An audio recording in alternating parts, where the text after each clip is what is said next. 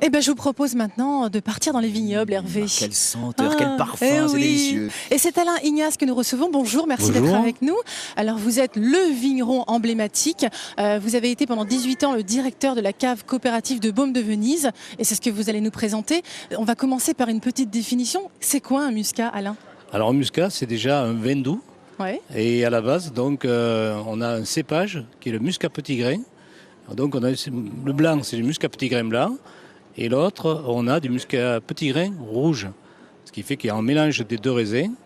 Et ça produit donc ancestralement du muscat ambré ou rose. Alors ça, on va en parler dans quelques Rosé, instants. moi je vous parce avoue que que c'est une découverte. Ah, mais moi, c'est oui, pareil, on bien on sûr. est les seuls dans toute en France d'avoir la possibilité d'élaborer un produit comme ça. Alors on va d'abord dire qu'il faut consommer avec Avec modération. modération, bien C'est le meilleur sûr. moyen pour révéler toutes les saveurs de Bien ces sûr. délicieux vins de muscat de Baume de Venise. Alors justement, ça veut dire qu'ils sont très sucrés. Ça, on le sait qu'au goût, c'est très sucré. Ça veut dire que le jour de la récolte, c'est très précis. C'est très précis parce qu'on a un décret d'appellation, c'est une loi, qui nous indique qu'on doit le ramasser à 252 grammes de sucre par litre de mou. Rendez-vous compte, ça fait un quart de sucre par litre.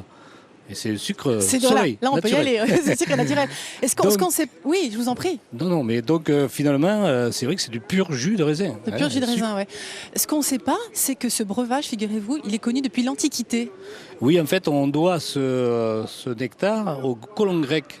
Il y a plus de 2000 ans, quand ils ont débarqué à Marseille, ils ont répertorié un petit peu les différents terroirs et microclimats. Et ils ont implanté le muscat à Baume de Venise parce qu'il ne mûrit pas ailleurs.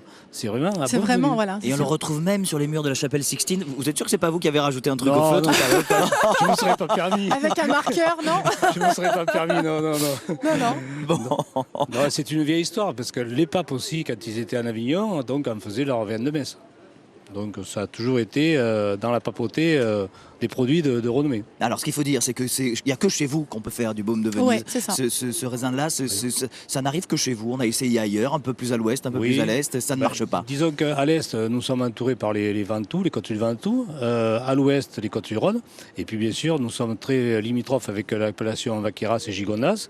Donc le cru Baume de Venise, avec ses muscats et ses rouges, est au milieu entre milieu. Dentelle et Ventoux. Ah, c'est Voilà. très mignon. Quelles sont les différences ou quelle est la différence avec d'autres muscats qu'on connaît, comme par exemple celui de Frontignan? Oui, Frontignan, Rivesaltes, qui sont les grands muscats aussi. Alors déjà, Ceux-là, ils sont pas bons, alors que celui-là, il est très bon. Non, on peut pas dire qu'ils sont pas bons. Hervé, vous Ceux-là, sortez. ils sont différents. Vous sortez maintenant. Non, on a plus de finesse et d'élégance dans ces muscats de Baume de Venise parce que nous sommes un vignoble en altitude. Donc nous avons moins les influences climatiques méditerranéennes et donc forcément il y a une finesse plus importante. D'accord. D'accord, c'est très bien ça. Au goût, là, on sent des petits parfums. Comment on peut décrire le parfum, les Alors, odeurs c'est de ce exotique, muscat? c'est très exotique, Ouais. agrumes, fruits de la passion, litchi. Donc après ça peut aller sur Absolument, la poire, litchi. la pêche. C'est vrai, ouais. Oui, Oui, là, c'est vrai. déjà, on a Là, la sur le couleur. rosé, j'ai été Voilà, étonné c'est par- très litchi Oui. aussi. Donc on a toutes les saveurs et alors on a plusieurs muscats, et donc on en a pour tous les goûts, bien entendu. Parce que ce sont des savoir-faire, ce sont des maturités différentes qui font que finalement on a des